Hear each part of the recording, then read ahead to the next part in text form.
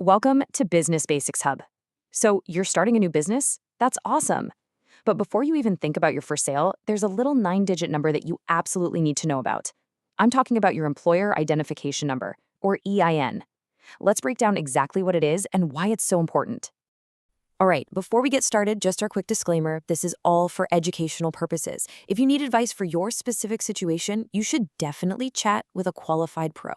So here's our game plan for today. We're going to talk about what an EIN actually is, why you probably need one, how to get one for free, yes, free, some common mistakes to steer clear of, and what you need to do after you get it. Let's jump right in. So what on earth is an EIN? Honestly, the simplest way to get your head around it is right here. It's basically a social security number, but for your business. That's the core idea. Now, for the official definition, the IRS calls it a unique 9-digit number that they assign to businesses for all things tax-related.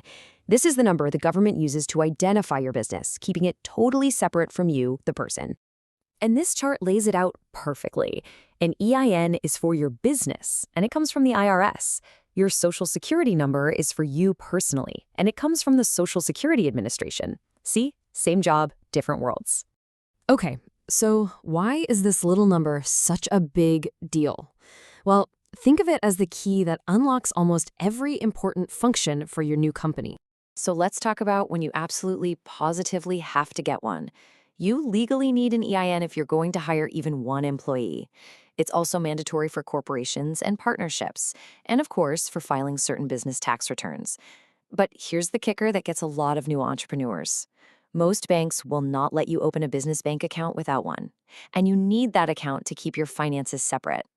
But even if you're a sole proprietor and aren't legally required to get one, the strategic advantages are just huge. For one, it protects your personal Social Security number from being plastered all over business documents. It also helps you start building business credit, which is totally separate from your personal credit. Plus, it just makes you look more legit to clients and vendors. It's a no-brainer for future growth. So how do you get one of these magical numbers? You're probably thinking it's some awful, complicated government process, right? Well, I have some seriously good news. It is shockingly easy. And here's the best part, it's 100% free. I really want to pause on this because it's a direct quote from the IRS and it's so important. You're going to see tons of websites that look official and offer to get you an EIN for a fee. Don't fall for it. You never, ever have to pay for an EIN. The real application is totally free. Okay, here's the whole process in 5 simple steps. Number 1, and this is absolutely critical, you have to legally form your business with your state first. Then, number 2, you need to know who the responsible party is. That's the actual owner with their Social Security number handy. Third, you go directly to the official IRS website. That's irs.gov. 4, fill out the online form. It only takes a few minutes, but you have to do it all in one go. You can't save it. And then, number 5, this is the best part, you get your EIN immediately. Print that confirmation page and save it somewhere safe. Now, you technically can apply by fax or mail, but honestly, why would you want to? The online application on irs.gov is by far the best way. You get your number in minutes. The other ways can literally take weeks. It's an easy choice. Okay, let's go over some of the common traps people fall into. Seriously, knowing these 4 things ahead of time is going to save you a world of pain down the road. The number 1 mistake, and I see this all the time, is applying for the EIN too soon. You got to remember the rule, state first, then federal. You have to register your LLC or corporation with your state before you ask the IRS for a number. Get that backwards and you're in for a real mess. Mistake number 2, and I know we've hit this already, but it's that important, paying someone for this. The official process is free. It's fast. Don't let some sketchy third-party website take your money for something you can do yourself in the time it takes to drink a cup of coffee. All right, mistake number 3 is using what's called a nominee. The IRS is super clear on this. The person you list as the responsible party has to be the real person in charge of the business, the true owner. You can't just put down an agent or a third party. And finally, mistake number 4 is getting a new EIN when you don't actually need one. Your EIN is basically permanent. If you just change your business's name or you move to a new address, you keep the same EIN.